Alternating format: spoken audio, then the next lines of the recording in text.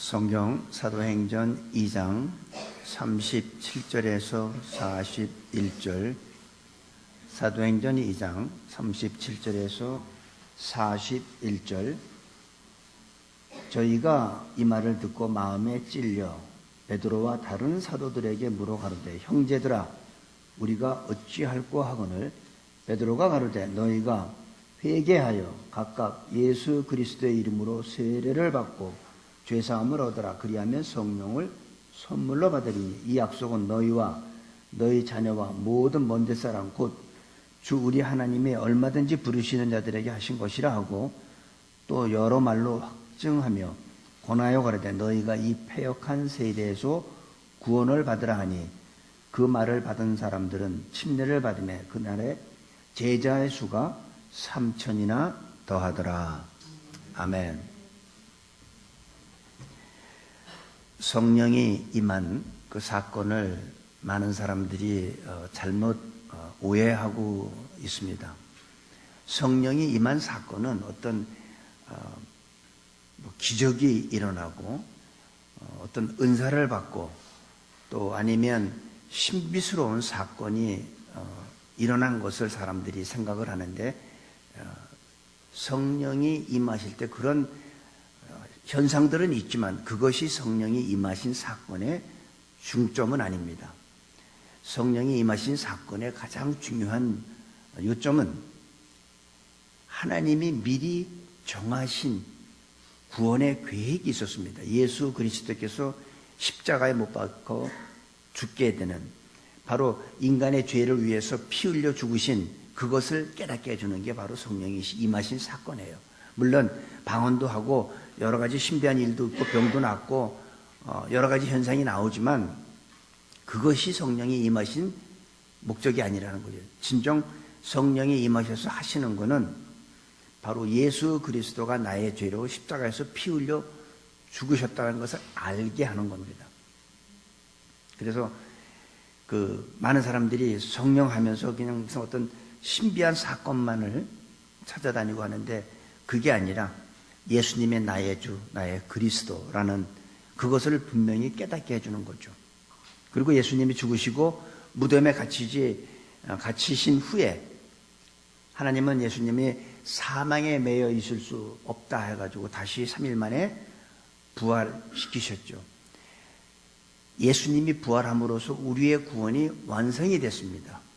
고린도전서 15장 17절에 보면은 예수님이 다시 사신 것이 없으면 우리의 믿음도 헛되고 우리는 아직도 죄 가운데 있다고 그랬습니다. 그래서 예수님이 부활한 것이 우리가 완전한 구원을 받는 거예요. 예수님이 죽으신 것은, 십자가 죽으신 것은 바로 우리의 죄를 위해서 돌아가셨지만은 예수님의 부활한 것은 우리의 구원을 완성시키기 위해서. 그래서 예수님이 다시 사신 적이 없으면, 다시 살아나지 않았으면 우리의 믿음도 헛되고 우리는 아직도 죄 가운데 있게 됩니다.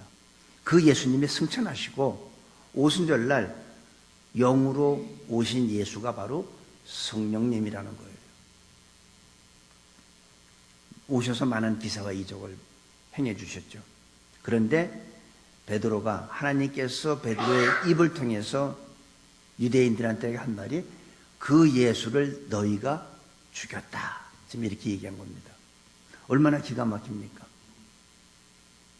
그러고선 오늘 37절에 보니까 저희가 이 말을 듣고 마음에 찔려 베드로와 다른 사도들에게 물어가는데, 형제들아, 우리가 어찌할꼬. 37절에 보니까 베드로의 그 입에서 나온, 하나님이 베드로의 입을 통해서 하신 설교를 듣고 이스라엘 사람들이 두 가지 반응이 나옵니다. 하나는 어찌할꼬, 마음에 찔려. 이 두 가지예요. 마음에 찔려. 대부분 하나님의 말씀은 우리를 굉장히 날카롭게 찌릅니다. 우리 히브리서 4장 12절 13절에 보면은 하나님의 말씀은 살아있고 운동력이 있어 좌우의 날선 어떤 검보다도 예리하다고 그랬습니다. 하나님의 말씀은 굉장히 예리합니다. 하나님의 말씀을 듣게 되면 면도칼보다 더 예리한 칼날이 우리를 찌르는 거예요. 우리의 영과 혼과 관절 및 골수를 쪼개는 그런 역할을 하는 거예요. 하나님의 말씀이. 그러니까 그 날카로운 하나님의 말씀이, 운동력이 있는 그 말씀이 이 유대인들의 마음을 쪼개기 시작하는 거죠. 그들의 혼과 영과 관절 및 골수를 쪼개는 거죠. 이게 그들이 영적으로 큰 충격을 받게 되는 거예요. 영적으로 큰 충격을 받고 그들이 그러면 어찌할꼬, 거기에 대한 찔림 받고 그들이 영혼이 통째로 흔들림을 받다 보니까 다 분리가 되는 거예요. 하나님의 말씀은 분리를 시켜요. 그래서 내 것이 분리되고 세상 것이 분리가 되고 마귀의 것이 분리되는, 그게 다 분리되는 현상이에요. 그리고 다 드러나는 거예요. 13절에 뭐라고 그랬습니까? 지으신 것이 하나라도 그 앞에 나타나지 않음이 없고 오직 만물이 우리를 상관하시는 자의 눈앞에 뭐같이 드러나요? 벌거벗은 것 같이 드러나는다. 그러니까 수치스러운 거예요. 부끄러움이 다 드러나는 거예요. 우리 인간이라는 사람들은 자기 자신을 자꾸 숨기는 동물이에요. 한 번 숨긴 것을 들킬까 하면 또 다른 거짓말로 또 숨기고 덮고. 그런데 하나님 앞에는 다 드러나요. 벌거벗은 것 같이 다 드러나요. 그러니까 얼마나 수치스럽고 부끄럽고 당황되겠습니까? 이 하나님의 말씀이에요. 하나님의 말씀은 우리한테 찔림만 주는 게 아니라 다 드러나요. 내가 숨길 게 없다는 거예요. 우리는 얼마나 숨깁니까? 유선적으로 그저 신앙생활 잘하는 사람 같이 숨기고 점잖은 사람 같이 숨기고 덕망이 있는 것 같이 아주 신앙생활 누가 봐도 저 장로님은 저 집사님은 저런 신앙을 좀 내가 가졌으면 좋겠다 하는 사람들 눈에는 그렇게 보이지만 여러분, 하나님의 말씀 안에는, 하나님 앞에는 벌거벗은 것 같이 다 드러나요. 숨길 게 없어요. 아니, 숨길 수가 없어요. 이게 하나님의 말씀입니다. 우리는 얼마나 겉으로 웃고 겸손한 척하고 매력 있고 아주 지적으로 우리가 나타내 보입니까? 하지만 하나님의 말씀 앞에는 우리의 영과 혼과 관절 및 골수까지 우리의 생각까지도 다 감찰하시는 게 바로 하나님의 말씀입니다. 그 하나님의 말씀이 지금 베드로의 입을 통해서 유대인들에게 선포된 거예요. 그러니까 하나님의 말씀이 그들의 다 쪼개고 시작하는 거예요. 그런데 지금 중요한 것이 뭐냐면 자기들은 예수님을 십자가에 죽였다고 자기들은 생각하지 않는 사람들이에요. 근데 베드로가 네가 죽였다는 거예요. 너희들이 죽였다는 거예요. 이들은 나는 그때 집에 있었는데 예수님이 십자가 못 박힐 때 난 거기 안 갔는데 난 그 자리에 있지도 않았는데 내가 왜 죽여? 우리가 지금 사는 우리들한테는 그래요. 우리는 그때 태어나지도 않았는데 내가 왜 죽여? 그런데 하나님의 말씀은 베드로 입을 통해서 너희가 죽였다. 너희가 하나님의 법을 모르는 빌라도와 로마 병정을 이용한 거 아니냐. 그들이 눈으로 보기엔 그들이 못 받고 그들이 죽였지만 실제 예수를 죽인 건 너희들이라는 거예요. 우리들이라는 거예요. 자, 그러니 그 말 들으니 얼마나 놀랍니까? 이게 하나님의 말씀은 이렇게 우리의 깊은 곳까지도 아주 다 쪼개고 다 드러나게 하는 겁니다. 그래서 가끔 가다 보면 설교를 할 때 설교하다 보면 어떤 분은 그러잖아요. 누가 내 얘기를 목사님한테 얘기했지? 어떻게 저렇게 내 얘기를 하지? 그러는 분 있잖아요. 그러고서 나중에 예배 끝난 다음에 구역장님한테 가서 내 얘기 했죠? 우리 구역 예배에서 내가 얘기한 거 다 얘기했죠? 가서. 그 구역장님은 난 한 적 없는데요. 그래? 그러면 요 집사님일 거다. 하고 또 집사님한테 따지거나 그러잖아요. 아니요. 하나님께서 그분 마음에 찌르신 거예요. 그분 마음에 들어간 거예요. 성령이 임하신 거예요. 그러니까 우리는 마음에 찔림받고 회개하든지 아니면 어떻게 됩니까? 스데반 집사 같은 경우에는 마음에 유대인들이 스데반의 그 설교를 듣고 마음에 찔림받고 어떻게 해요? 이를 갈면서 돌로 스데반 집사를 죽였죠. 그러니까 우리들도 마찬가지예요. 하나님의 말씀이 선포되면 마음에 찔림받고 회개하는 사람이 있는가 하면 마음에 찔림받고 저를 갖다 돌로 쳐 죽일 수가 없으니까 교회에 떠나잖아요. 안 나오잖아요. 왜 그래요? 찔림받아서. 하나님의 말씀은 이렇게 다 드러나게 합니다. 지으신 것이 하나라도 그 앞에 나타나지 않음이 없고 오직 만물의 우리를 상관하시는 자의 눈앞에, 우리를 상관하시는 자의 눈은 하나님이죠. 그분 눈앞에 벌거벗은 것 같이 드러나는 게 바로 하나님의 말씀입니다. 그들의 마음에 찔린 것은 예수님의 십자가 때문이었습니다. 예수님의 십자가. 너희가 죽였다니까. 자기네들은 지금까지 살아오면서 예수님을 자기네들은 전혀 죽였다고 생각한 적이 없었어요. 그런데 너희가 죽였다고 하니까 얼마나 놀라겠습니까? 우리들도 그렇잖아요. 지금 이 사람들은 예수님이 십자가에 못 박힐 때 거기에 있었던 사람도 있었겠지만 전혀 거기 안 있었던 사람들도 있어요. 아파서 뭐 다리가 잘못돼가지고 뭐 집에서 아파서 걷지 못하고 집에 있을 수도 있고 혈압이 올라가서 혈압이나 먹고 누워있는 사람도 있었을 거고. 그런데 지금 너희가 그 예수를 죽였다고 하니까 이들이 너무 당황스러운 거예요. 너무 놀라는 거예요. 그러고선 하나님께서 그들의 속마음까지 다 벌거벗은 같이 다 드러나니까 그들이 그러면 어떻게 하면 좋으냐. 그러니까 회개하고 보세요. 37절 그러니까 어찌할꼬 하니까 38절에 베드로가 가로되 너희가 회개하여 각각 예수 그리스도의 이름으로 침례를 받고 죄사함을 얻으라. 그리하면 성령을 선물로 받는다. 회개하라는 거예요. 여기에서 나오는 회개는 우리가 예수님을 믿으면서 딱 한 번적인 일회적인 사건의 회개입니다. 딱 한 번의 회개예요. 예수님한테 돌아오는 딱 한 번의 회개고 우리가 요한일서 1장 9절에 있죠. 만일 우리가 우리 죄를 자백하면 저는 미쁘시고 의로워서 우리 죄를 사하시며 모든 불의에서 우리를 깨끗게 하실 것이요. 이거는 반복적인 회개예요. 우리가 살아가면서 잘못했을 때 반복적으로 하는 회개고 여기에서 나오는 회개는 딱 이례적인 회개예요. 딱 한 번 이례적인 사건입니다.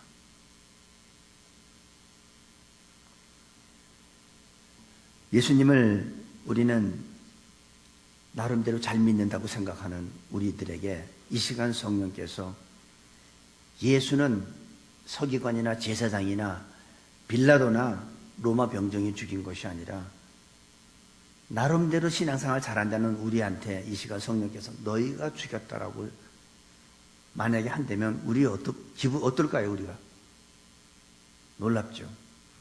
그런데 성령님은 이 시간 동일하게 말씀합니다. 예수님의 십자가에 못 박은 건 로마 병정이 아니고 빌라도가 아니고 바로 우리라는 거예요. 우리의 교만함, 우리의 불신앙, 우리의 강팍한 마음, 이것이 예수님을 십자가에 못 박았다는 얘기예요. 그래서 저는 사도신경에 보면 본디오 빌라도에게 고난을 받아서 십자가 그거를 좀 바꿔야 돼요. 본디오 빌라도가 한 게 아니라 우리가 나의 강팍함이, 나의 죄성이, 나의 죄악이 십자가에 못 박았다고 그걸 좀 바꿨으면 좋겠어요. 제 개인적인 생각이에요. 성령님은 지금 그 사실을 지적했습니다. 네가 했다. 그때 그 유대인들은 마음에 굉장히 찔림을 받았습니다. 그러면 이 설교를 준비한 저는 어땠을까요? 저도 이 설교를 준비하면서 마음에 굉장히 많이 찔림을 받았어요. 많은 부분에서. 성령 하나님이 많은 역사를 하셨고 많은 걸 보여주셨는데도 불구하고 저는 그 하나님 앞에 처음에는 감사하다가 나중에는 하나님을 위한 사역이 아니라 나를 위한 사역을 했었습니다. 과거에. 그래서 이 말씀을 보면서 참 나도 가슴이 많이 찔린다. 성령께서 그렇게 역사하셨는데 성령께서 그렇게 많은 걸 보여주셨는데도 불구하고 인간이란 이렇구나. 지금은 안 해요. 여러분 지금도 그렇다고 생각하지 마세요. 옛날에 지금은 뭐 죽거나 살거나 저는 주님의 위에서 살죠. 하지만 과거에 제가 목회할 때는 그렇게 했었다는 거죠. 그러면서 제가 많은 찔림을 받았어요. 그 당시에 다른 분들이 어때요? 성도님들이 있어요. 목사님하고 얼마나 사랑을 많이 받았겠습니까? 근데 이 설교를 준비하면서 마음에 많은 부분이 이렇게 찔림이 있더라고요. 하나님 앞에 영광 돌리지 않고 지가 영광 다 받고 지가 잘나서 그런 줄 알고 그랬어요. 예수 믿고 구원받았으면 됐지 뭘 그렇게 유난을 떠나 그러는 사람들이 있잖아요. 예수 믿고 구원받으면 됐지 뭐 이렇게 유난을 떨어. 그러면서 성령의 역사하는 사건을 제한합니다. 많은 사람들이. 지금 많은 목사님들도 그렇고 많은 성도님들도 그렇고 성령의 사건을 자꾸 제한해요. 성경에 기록된 성령의 사건은 그 당시에 하나님이 필요해서 했던 거고 지금은 그런 일이 없습니다. 라고 제안합니다. 과연 그럴까요? 병 낫는 것도 그때 그 당시고 지금은 없다. 있습니다. 지금도 동일하게 그 하나님은 어제나 오늘이나 동일하게 필요하시면 행하십니다. 내가 체험하지 못했다고 해서 어떤 목사님은 그래요. 유명한 목사님인데 방언은 없다. 성경에 있는데 없대요. 방언이 없다고 그러니까 그분의 영향력이 크지요. 기독교에서 이름 있는 분이니까. 근데 참 기가 막힌 하나님이 참 아주 신묘막측하신 분이야. 그 목사님이 방언이 없다는데 그 사모님한테 방언을 주셨어. 그러니까 이 목사님은 어떻게 해요? 시인도 못하고 부인도 못하는 거야. 시인하자니 지금까지 자기가 얘기했던 게 다 잘못된 걸 인정하는 거고, 부인하자니 하나님이 살아계셔서 자기 사모한테 지금 방언을 주셔서 사모가 방언으로 기도를 하는데 이게 뭐예요? 많은 사람들이 성령의 역사를 제한하는 게 문제예요. 성령을 모르는 사람이 누가 있습니까? 하지만 성령의 사건을 성경에 기록된 기적으로만 보지 지금은 그런 사건이 없다고 생각하는 게 바로 믿는 사람들의 가장 큰 문제입니다. 여러분이 하나님을 안 믿습니까? 믿죠. 근데 하나님을 믿지만 하나님을 자꾸 제한하잖아요. 에이, 하나님이 그런 일까지 왜 신경 써? 왜 신경 써요? 하나님의 음성을 듣고 하나님과 교제하다 보면 하나님께서 아침에 막 김철 집사가 급히 막 출근하려고 그러면 야야 아들아 빈속에 나가지 말고 우유 한 컵 마시고 가. 이렇게 하시는 분이 하나님이에요. 세밀한 부분까지 다 신경 쓰세요. 근데 그런 어떤 사람들은 그죠. 에이, 하나님이 전능하신 하나님이 할 일이 없나? 그만큼 우리를 사랑하시기 때문에 세심한 데까지 신경 쓰시는 하나님입니다. 그 하나님을 우리도 똑같이 만나야 될 거 아니에요. 그 하나님의 음성을 우리도 똑같이 들어야 될 거 아니에요. 하나님의 그 능력을 우리가 똑같이 경험해야 될 거 아니에요. 그러지 않으면 그렇게 유난 떨게 믿어? 그런 분들이 지금 어떻게 되냐면 자기도 모르게 쇠뇌당하고 있어요. 교회도 그냥 세상의 방법대로 사람이 어떻게 하면 많이 모일 수 있나, 세상의 방법대로 여러 가지 프로그램하고 여러 가지 오락하고 어떤 흥미를 끌 수 있는 거를 그렇게 해서 사람을 어떻게 하는지 모으려고. 그리고 돈이 많아야 되고 교회가 그 다음에 합리적이어야 돼요. 이게 이해가 안 되는 거는 여러분 하나님이 합리적입니까? 우리의 상상을 뛰어넘는 분이 하나님이에요. 에스겔 골짜기에 죽어서 마른 뼈들을 다시 살리셔서 살을 붙이고 큰 군대로 만드시는 분이 하나님이에요. 그게 어떻게 합리적이 되겠습니까? 내가 이해가 되면 하나님의 하신 일이고 내가 전혀 이해가 안 되면 말도 안 돼. 하나님은 말이 안 되시는 분이에요. 우리의 지식 가지고 말이 안 돼요. 여러분들이 지금 전화로 카톡을 보내잖아요. 개미가 그거 이해 못해요. 개미가 어떻게 이해하겠습니까? 말도 안 되지. 하물며 우리가 어떻게 하나님의 일을 이해하겠어요? 이해 못해요.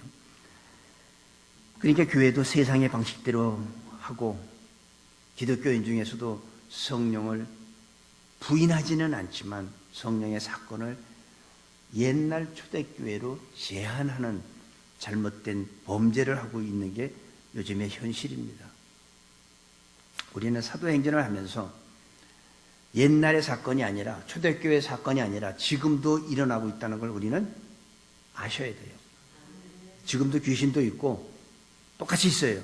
성령 하나님도 우리 가운데 운행하시고 은혜 줄 자에게 은혜 주시고 베풀 자에게 베풀어 주십니다. 그럼 요즘에 방언하시는 분들은 어떻게 된 거예요? 누가 준 거예요? 자기가 열심히 노력해서 만들었나요? 아니요. 하나님이 주신 거예요. 초대교회만 주신 게 아니에요. 지금도 주시잖아요. 손 얹고 기도하면 왜 병이 낫습니까? 요즘에 하나님이 주신 거죠. 병 고치는 은사를 주신 분들한테는 손 얹고 기도하면 낫게 되어 있다는 거예요. 그래서 사도 바울은 사도행전 19장에 보면 뭐라고 하냐면 에베소 교회에 가면서 너희가 처음에 예수를 믿을 때 성령을 받았느냐? 이런 얘기를 합니다. 그러니까 어떻게 해요? 에베소 교인들이 우리는 성령이 있음을 듣지도 못했다. 성령을, 예수님을 믿는 자들한테 바울이 얘기를 하는 거예요.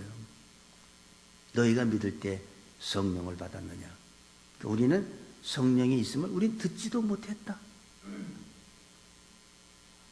바울이 에베소 교인한테 질문한 것을 지금 이 시간 저와 여러분한테 지금 바울이 똑같이 질문한다면 여러분은 성령 받았습니까? 믿을 때?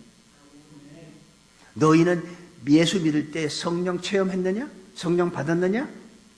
지금 저하고 여러분한테 사도 바울이 오셔서 우리들한테 똑같은 질문을 한다면 우리는 어떻게 답변하시기를? 나는 성령이 있음으로 듣지도 못했다. 아니면 초대교회 사건 아니냐? 아니요. 분명합니다. 내가 구원받았다는 것은 성령 받은 사람들, 성령 체험한 사람들은요, 이거는 갈등할 이유가 없어요. 예를 들어서 남자와 여자가 결혼을 했어요. 그래서 아들 하나, 딸 하나 가지고 사는 가정도 있고, 뭐 아들 둘 가지고 계신 분도 있고, 딸만 뭐 둘, 셋 갖고 계신 분들이 있잖아요. 그러면 어떤 사람이 당신 결혼했습니까? 그러면 갈등합니까? 우리가 결혼했나? 내가 아들 하나, 딸 하나 있긴 있는데, 결혼 사진도 있긴 있는데 내가 결혼했나? 그래서 와이프한테 여보 우리 결혼했어? 그럼 어떻게 될까요? 왜 아침에 약 안 먹고 다니냐고 혼나지. 응? 그거는 지식이 있고 지식이 학교를 못 다니고 내가 돈이 많고 없고를 떠나서 그거는 결혼했습니까? 그거 했죠. 그건 갈등할 이유가 없잖아요. 마찬가지예요. 내가 하나님의 자녀인 거, 성령이 내 영, 하나님의 영이 내 영과 더불어 내가 하나님의 자녀인 것을 증거해요. 그러니까 우리는 갈등할 일이 없어. 하나님의 자녀입니까? 구원받았습니까? 그럼요. 죽어봐야 알지, 그거 어떻게 내가. 그건 모르죠. 그 죽기 전에 내가 어떻게 그걸 확신할 수 있냐고. 그건 하나님의 영역인데. 아니요. 확신할 수 있어요. 성령 받은 사람은 알아요. 다윗이 자기의 후손을 통해서 메시아가 나오는 걸 미리 봤어요. 미리 봤어. 무엇을 통해서? 믿음의 눈을 통해서. 우리들도 믿음의 눈을 통해서 주님이 다시 오실 것을 우리는 확신하게 알잖아요. 예수님이 언제 다시 재림하실 거 우리가 어떻게 알아요? 믿음의 눈을. 그게 영적 눈이에요. 그게 믿음의 눈이에요. 성령을 통하면 알 수 있어요. 느낄 수 있어요. 하나님은 눈에 보이지 않기 때문에 만질 수는 없지만 하나님이 나와 가까이 계시는 걸 우리는 항상 느끼며 사는 거죠. 그러니까 하나님이 내 옆에 계시니까 내가 나쁜 생각 할 수가 없어. 나쁜 생각 하다 보면 어떻게 돼요? 하나님 옆에서 다 보고 계시니까 얼른 회개하죠. 남의 거 옛날 같으면 슬쩍 해왔는데 이제는 못 하잖아요. 누가? 하나님 옆에 계시니까. 그게 다른 거예요. 하나님의 옆에 계신 걸 내가 느끼고 사는 거예요. 그러니까 나쁜 짓을 할 수가 없죠. 비록 우리가 하나님의 자녀인 것은 분명하게 알지만 그렇다고 해서 그 사람이 세상에서 본을 끼치고 도덕적으로 윤리적으로 훌륭하냐? 그렇지는 않습니다. 비록 그 사람이 아직도 교회 다니면서 실수는 할지언정 아직도 다른 사람을 힘들게 할지언정 그 사람은 확신을 갖고 있어요. 난 하나님의 자녀다. 난 죽으면 천국 간다. 이게 믿을 때 성령을 받았느냐, 성령 체험했느냐 하는 겁니다. 사도 바울이 똑같이 얘기해요.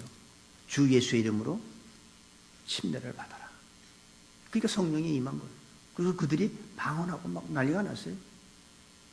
똑같습니다. 지금 이 시간에도 바울이 에베소 교인들한테 질문한 것 같이 저와 여러분한테 당신들이 처음 예수 믿을 때 성령을 받았습니까?